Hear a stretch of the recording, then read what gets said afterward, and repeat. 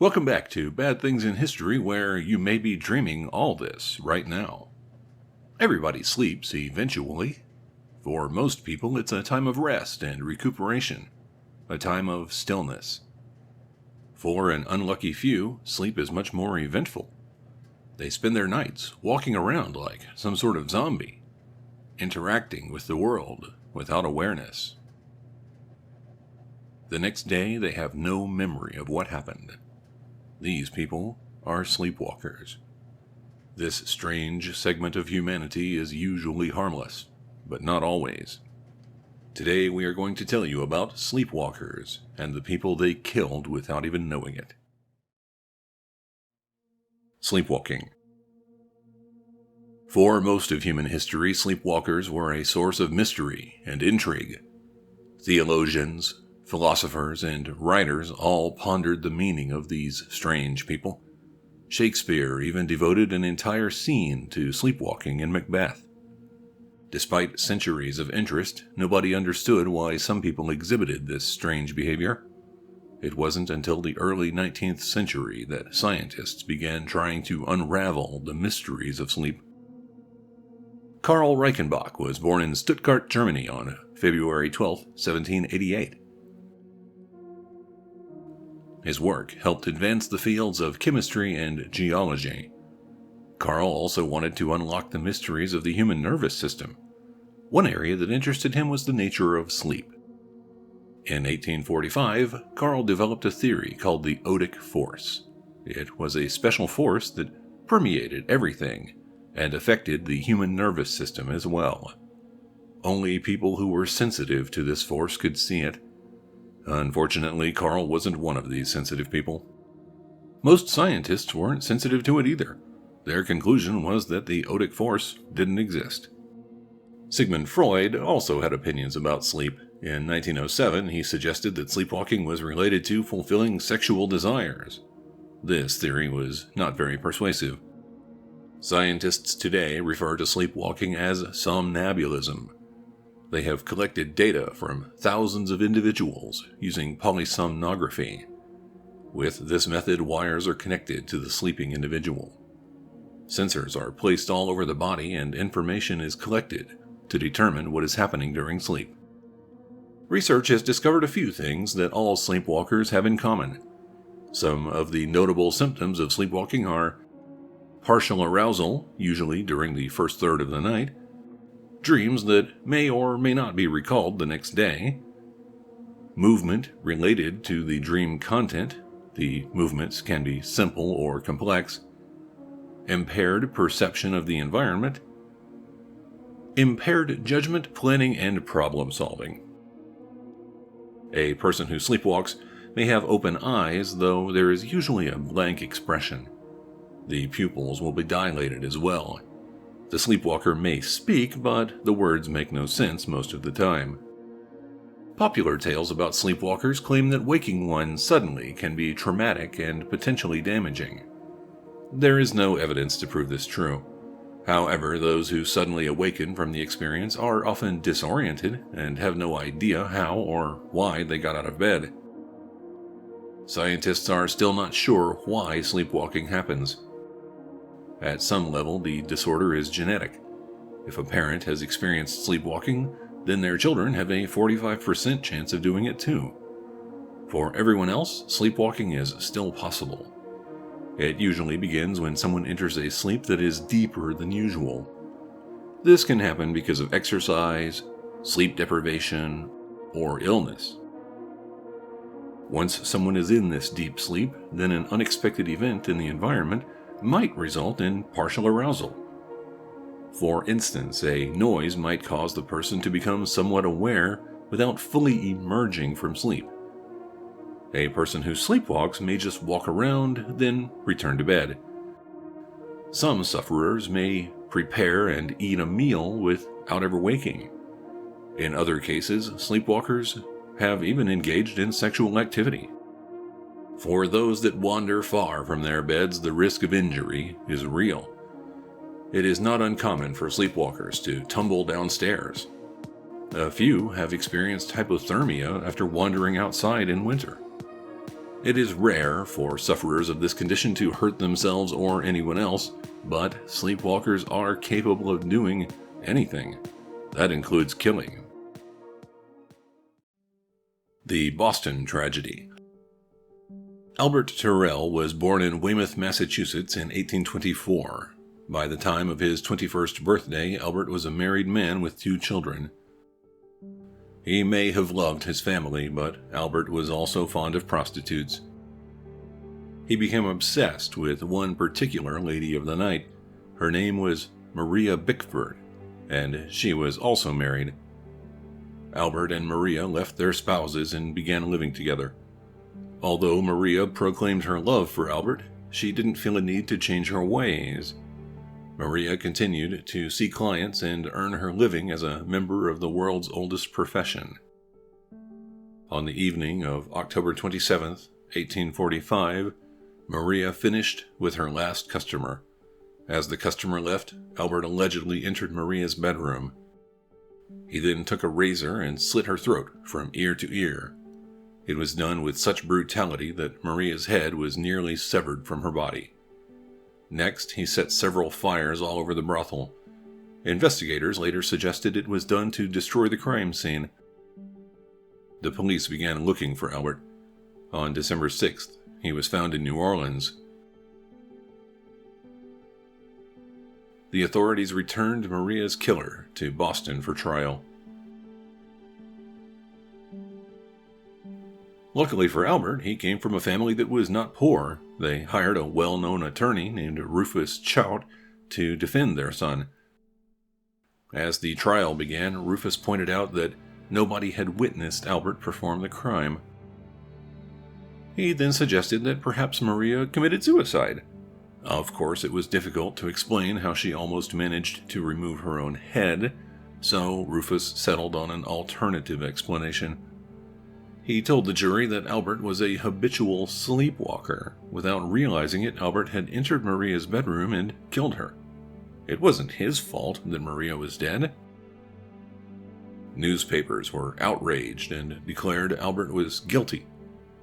Despite public sentiment, on March 30th, 1846, Albert Tirell was found not guilty.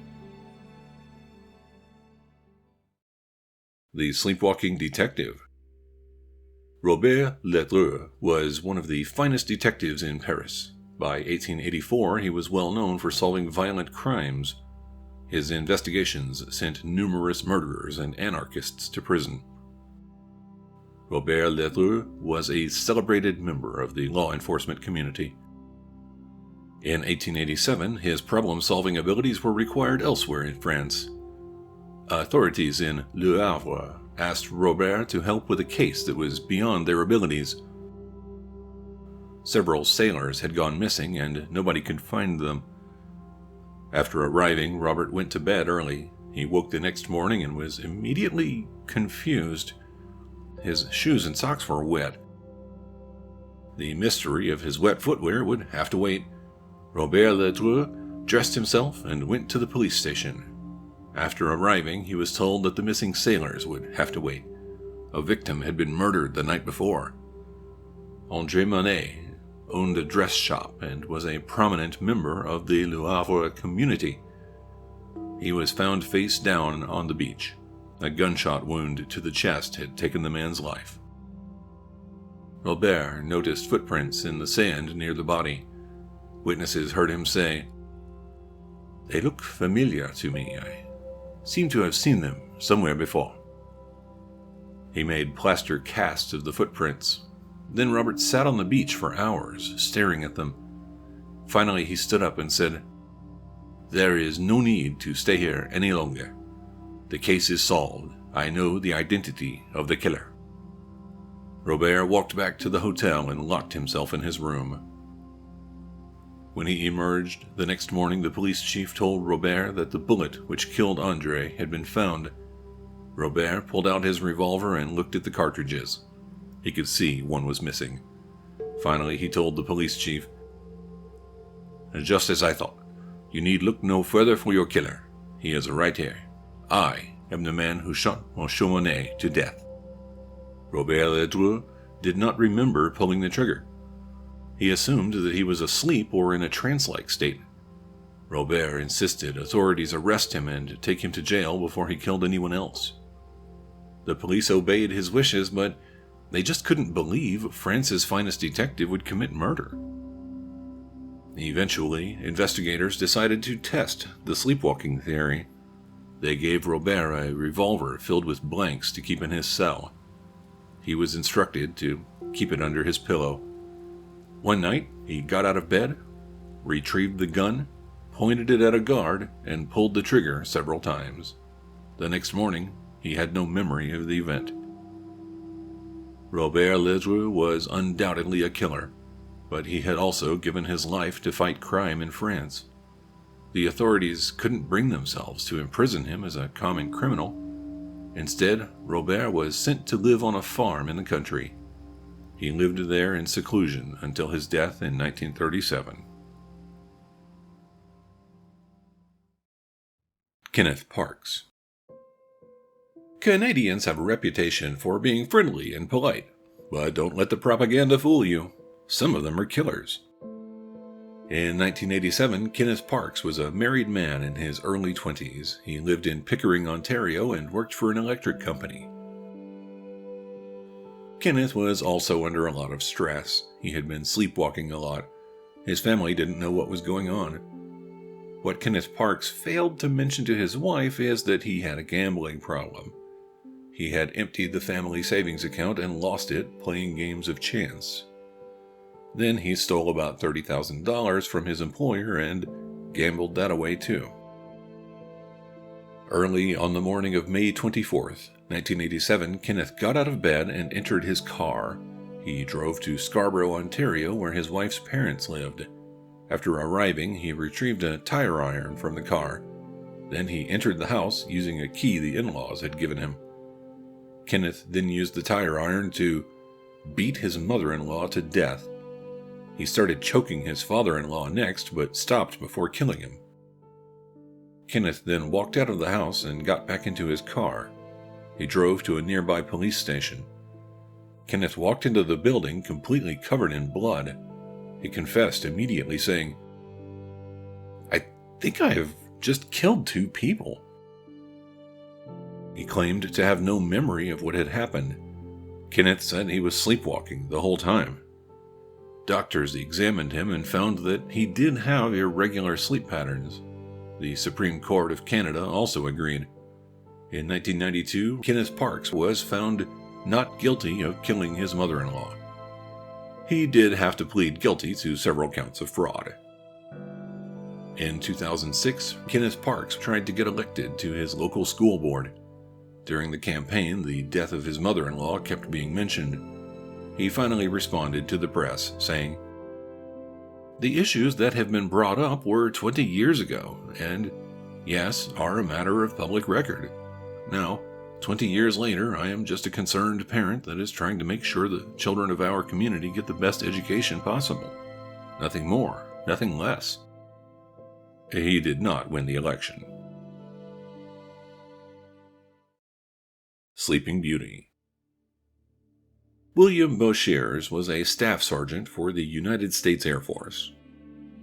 In 1961, he was stationed in England. It was January 1st, and he was ready to celebrate the new year.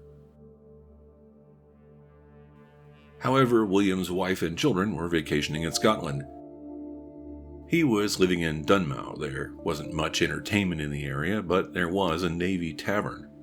William went there and began drinking. He became friendly with a man and a woman named Joan Constable. The 3 began drinking and loudly enjoying each other's company.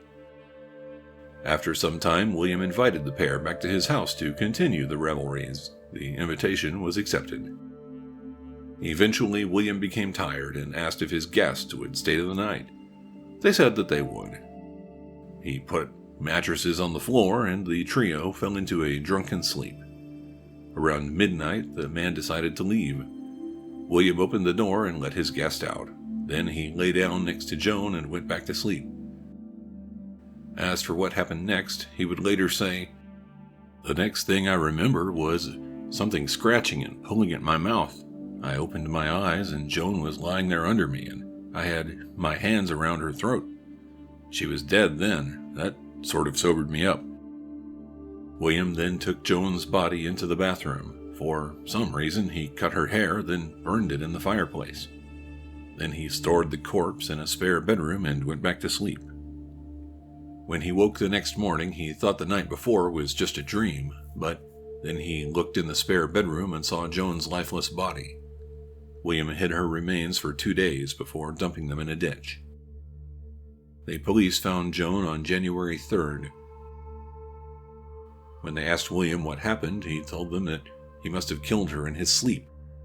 Understandably, the authorities decided to put him on trial for murder. A pathologist testified that it was possible he could have choked Joan while asleep. The jury acquitted William Boshears of murder in February 1961. After being acquitted, William was given back pay from the Air Force as well as 3 days of leave to spend with his wife. Do you think sleepwalkers are responsible for the people they kill, or is it not their fault? Let us know what you think in the comments. If you enjoyed this episode, please hit the like button and subscribe to our channel if you haven't already. We hate to complain, but making history content every week is hard, and we're broke. If you would like to ensure we keep doing this indefinitely, then please consider becoming a patron. A small one-time donation is just as welcome. If you are interested, the links you need are in the video description. Thank you for watching Bad Things in History.